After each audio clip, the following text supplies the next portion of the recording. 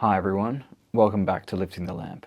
I'm Frater Eleftheria, and tonight I'm going to be giving a video demonstration. I'm going to be showing you how to do quite a popular and quite a good, in my opinion, tarot spread, which is the Celtic Cross Tarot spread. It's a 10 card spread, I think. Yeah, 10 cards, very comprehensive. I've used this spread a lot and it always gives quite detailed and accurate answers to my questions. So I wanted to give a demonstration of how to do that. I know I said maybe I wouldn't do any more tarot videos after my previous videos on the court cards. I'm kind of moving away from tarot practice now. I find that there's a lot of doom and gloom in the tarot trumps, in the tarot cards, even of the minor arcana. I just don't need that kind of stress in my life. But it's still a good divination method, and it would benefit people to know how to do the Celtic Cross spread. So that's what I'm going to show tonight. I'm going to have to do it upside down so that you can see it on the screen. So doing a Celtic Cross spread upside down is testing my skill level somewhat, but we'll see how I go. So here is a demonstration of the Celtic Cross Tarot card spread.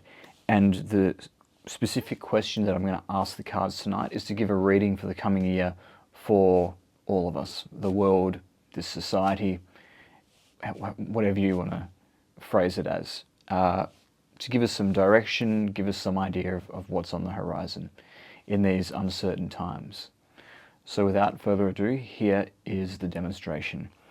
The first thing I would do with my tarot cards is to just say a prayer over them so that they give true answers to all of my questions. I would invoke a name of God, usually Ial, the sort of Greek name of God, and just say, in the name of Ial, I ask these cards to give me truthful answers to my questions. Amen. It's as simple as that. And now we're ready to do the spread. I've got my question in my head, asking the cards silently to answer my question. The first stage, of course, after saying a prayer over the cards, is to shuffle the deck.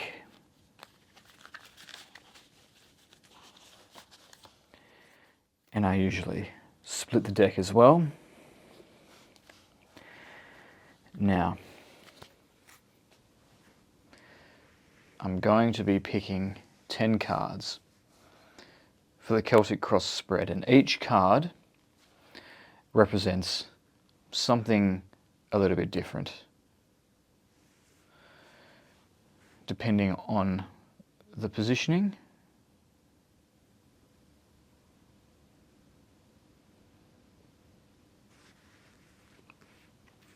So I'm just trying to get an idea of which card's energy draws me the most. It's one of these two for the first position, this one. And the first card is going to tell us the subject matter of the reading, the overarching theme of this reading. And so in this case, we have the King of Cups. So this is an interesting card because this is all about rulership, and it's all about authority, but it's to do with the authority of the heart and being a beneficent ruler, being a compassionate ruler, one who is in control of one's emotions, and one who can be a kind of a caretaker as well as a leader to a particular group of people. So there's going to be a lot of themes coming up in the coming year about forms of government and what a just form of government looks like, what good leadership looks like, as opposed to wicked leadership or leadership by individuals who don't have control of their emotions. and don't have control of the inner turbulence, and so that affects the way that things happen in the outside world. That's not what I was expecting to draw at all.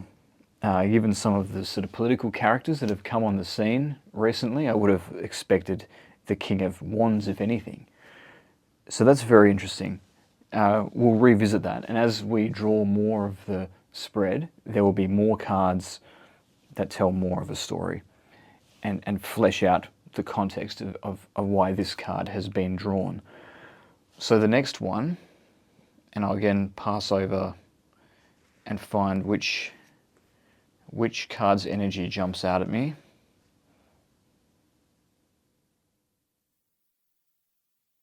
It's over here somewhere. The next card is really about another overarching theme of the spread, and it's this one. Not the theme of the entire spread per se, but kind of like another theme that comes through the spread as quite prominent. And in this case, it's death. So it is a bit of a cliche, but death does not necessarily mean death. It can also mean a radical transformation, the death of the old. Although the last time I drew this was when I was doing a reading for the coming year, and it was right before COVID, so it can represent something like that. You know, an upheaval in the way that we see the world, in the way that we live.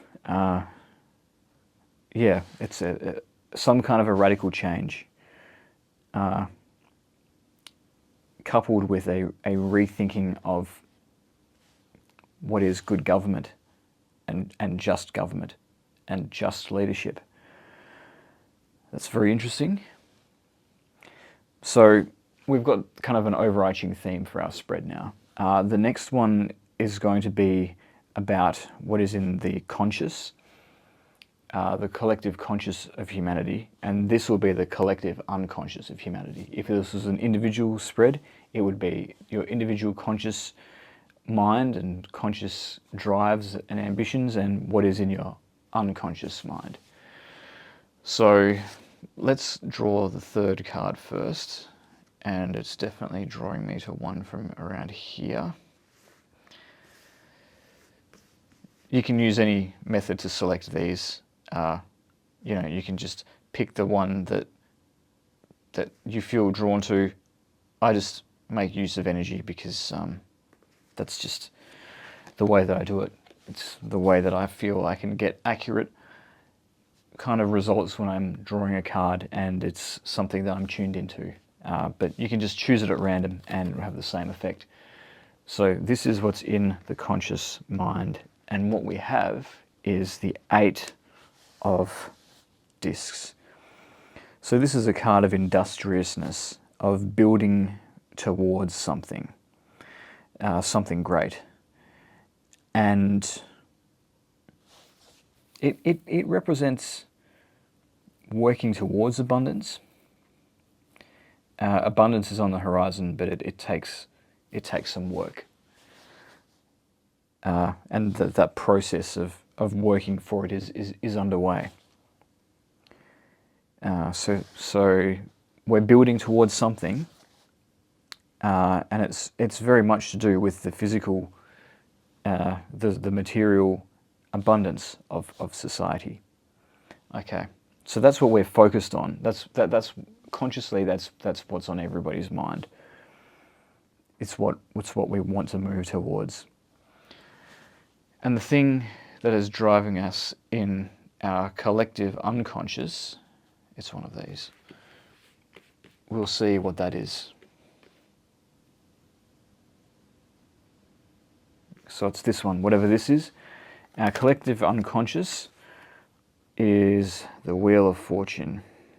So To have the Wheel of Fortune in the placement to do with the unconscious suggests that we have underlying unconscious fears that we have no control over our lives. We have no control over our destiny, and everything has been thrown into the wind and is open to chance. Although we tell ourselves that we're working towards a goal as a society, the reality is we don't really know who or what is in control. Who is at the wheel of fortune, as it were. So it's interesting how intuition guides us sometimes and picks up little things from looking at the symbols. So yeah, that's sort of how things are going. The next placement, which will be here, is the past. What is in our immediate past as a society? It's one of these. It's one of these. Which one is it? It's one of these three. So what is in the immediate past? As an individual, if it was an individual reading, in this case, all of us. And it's the Page of Swords. That's interesting because we've got two court cards now. And I'll talk a bit more about how different cards can interact with each other and form patterns within a reading like this.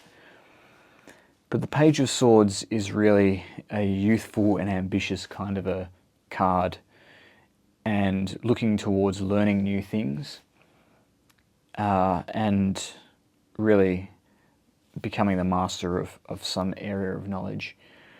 So my intuition tells me that this has to do with the internet. It's when we first became an online society and we had the World Wide Web, and we were full of enthusiasm about all of the possibilities of having knowledge at our fingertips and how that was going to make us better communicators, it was going to make us more knowledgeable, not thinking about how it might actually have the inverse effect. And if people put things out there that were untrue or which were just propaganda, how the mass proliferation of that kind of information could actually have the opposite effect. This is youthful optimism about entering the internet age. That's what my intuition is telling me. This next placement is to do with the future.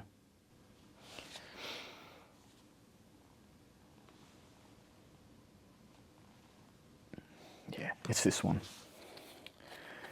And it's another court card. And it's another sword. So we can see now a pattern is starting to emerge. The Page of Swords, the youthful enthusiasm of acquiring knowledge, has become the Knight of Swords. And this is the future development of the Page of Swords. The Knight of Swords is a very airy card. It's the airy part of air, and it's air that is out of control. It's unbalanced, it's untempered by any other element. The Knight of Swords rushes into battle, and there's turbulent winds all around. So this is the chaos of information which has been allowed to just spread. Don't get me wrong, I'm against misinformation and disinformation laws. I think they're an attack on free speech, but there are certainly downsides to just information being able to proliferate with no filter and no check on whether or not it's true or not. And this is the kind of informational chaos that we're heading into. Does anybody really know what J.D. Vance looks like anymore? There's so many memes now that who actually knows what the real Vance looks like? That's the kind of world that we're entering into. When you take into consideration AI-generated video footage or recordings of people, it's going to cause a lot of chaos in terms of the way we see the world. That's just that's my reading of that card. And based on other things that I have intuited recently, again, we have the chaos of fate. If we lose information, we lose control of our destiny somewhat, and it can feel like things are very out of control. So that is a theme that is starting to emerge. So the next 4 cards are going to be along here. This is going to give us some more information about our situation. The first of these 4 cards, which are supposed to be on the right-hand side of the Celtic Cross spread, from the point of view of the person drawing the cards. This first one is all about our inner state. It's really about our inner attitudes.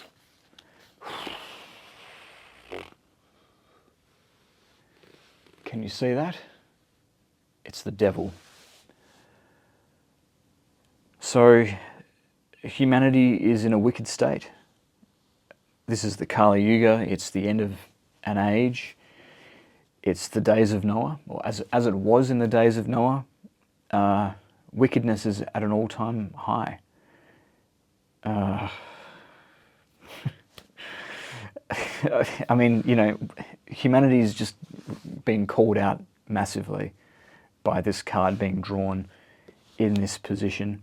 We're completely consumed by our inner demons and our inner vices as a culture right now. You don't need a tarot reading to tell you that. So that's a very accurate card. The next card is all about the outer world. It's all about external influences. That really is a thing that comes through in this card in the spread. And another card that's not great. See, this is why I don't like the tarot. It's just, it can be really negative and really can really put a dampener on things. And this is one of those cards. The 8 of Cups, very much a card of disappointment. We're working towards a goal. Interesting, we've got the repetition of the 8 here and here, you see. So we're working towards the prosperity of the 8 in terms of the material prosperity in the discs. And what we actually find is the more disappointing 8 of the Cups, which comes to fruition. There's still a missing piece that we need. The current chaos and the immediately future chaos is going to disappoint us. It's going to let us down. It's going to not meet our expectations of where we saw ourselves moving as a civilization in the future. But look who's got the missing cup. It's our friend, the King of Cups, the Fisher King, the Grail King, the Arthurian King. But it's not something that we're going to find straight away. We've got to deal with all of this first. Okay, so the next card has to do with our hopes and fears. And it's one of these. It'll be one of these cards.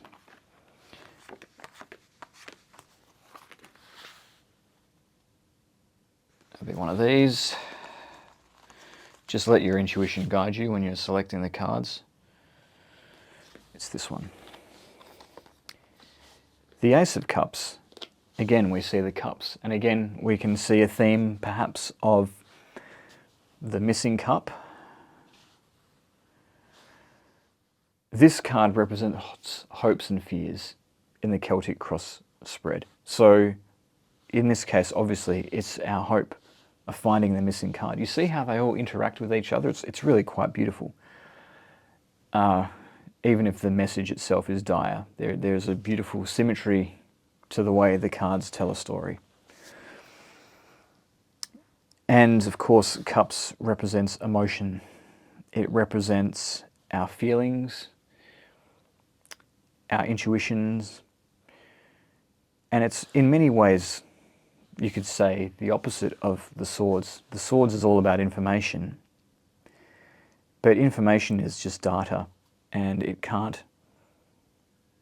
it's superficial at the end of the day. It can't tell you what's really right from wrong. It can't really tell you what to believe. You know, it can give you a version of events. It can give you information that's packaged in a contrived way. But we really need to get in touch with our own intuitions, our own discernment about things that make us uncomfortable, or things that we're really drawn to, that bring us happiness and a sense of purpose. That is the thing that we must follow to find the meaning and fulfillment that we're looking for, not the rubbish that we see on TikTok.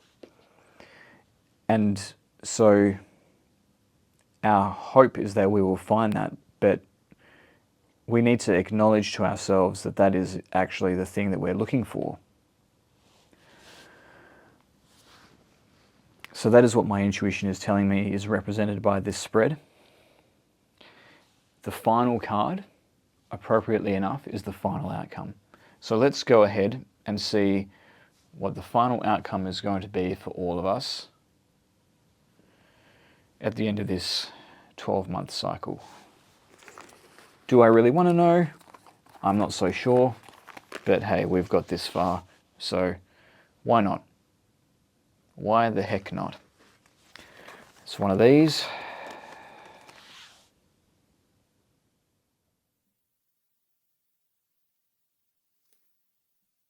It's this one, is it?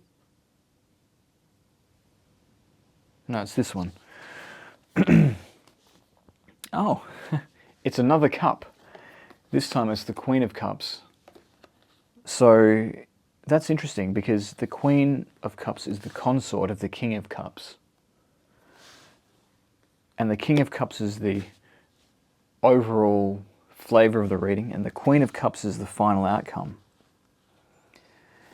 And in Kabbalah, obviously, the uniting of the king and the queen, or perhaps even the uniting of the king's daughter and the prince to become the queen, is quite an important theme, representing the union of creation from its divided parts into a unity, as the divine is a unity, the completion or perfection of creation.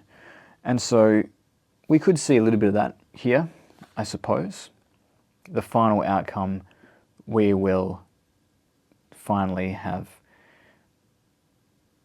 you know, a sense of resolution in terms of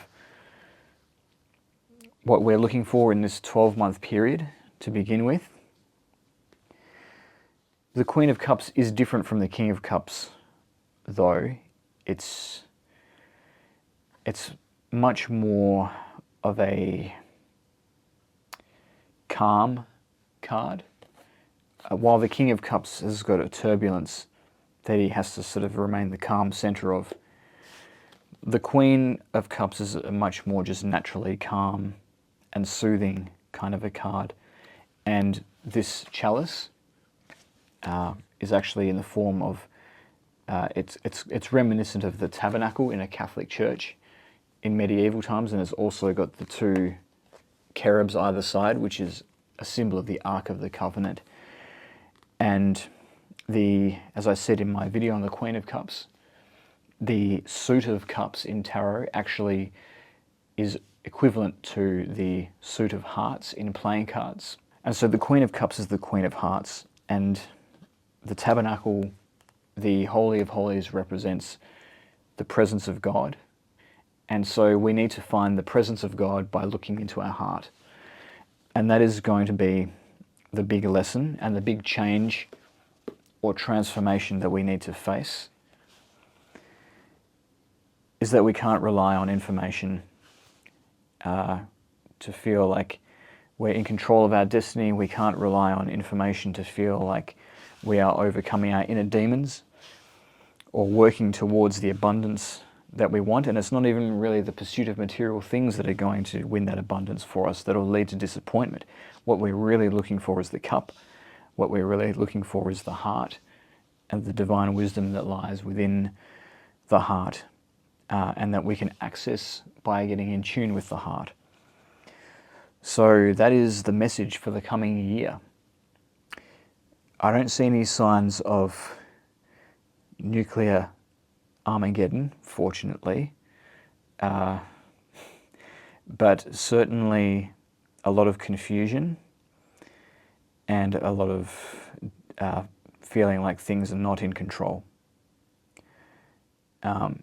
But when all else is turbulent, find calmness in your center. Don't look to the external world for that sense of calm, because the external world is just all over the place right now. But you have that calmness and that stillness and that peace within. That's what we need to learn. That's what I think the message of the spread is for the next 12 months. So I hope that that gives you something to orient towards, something to think about over the next little period in your life. So that's it. That's the Celtic Cross spread in action.